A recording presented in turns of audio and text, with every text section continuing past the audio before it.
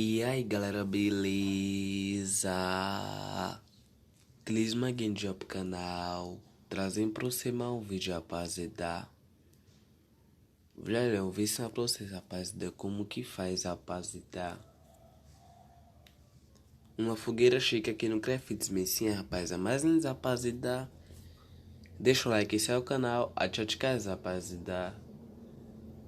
E não esquece de me seguir no Instagram, no TikTok, tem link desse um vídeo como é que fixar, tá, rapaziada, bom.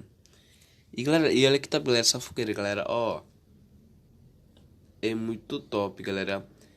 Galera, primeira vez eu precisar de tijolos, depois laje de pedra, depois essa rocha aqui, galera, ó.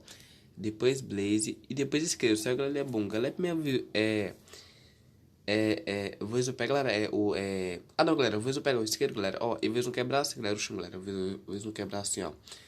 Um, dois, três. E aí, galera, quando eu vou chegar até aqui, galera, aí eu vou quebrar assim, galera, ó. E agora, eu para a rocha, galera. Ó, eu vou colocar aqui. E agora, eu vou para o isqueiro e vou acender eu vou acender aqui, galera. Ó. E agora, eu vou para o base e vou colocar aqui dentro, certo, galerinha, assim, galera. Ó. Pronto, galera.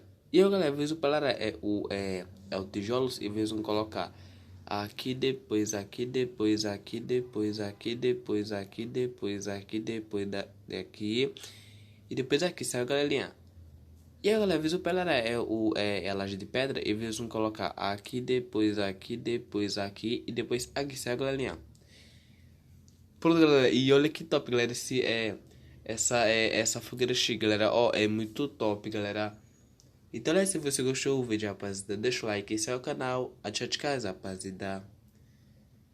E não esquece de me seguir no Instagram, no TikTok, tá ligado? Desse um vídeo comentário fixado, tá, rapaziada? Tchau, tchau, que Deus abençoe a todos vocês. Tchau, tchau.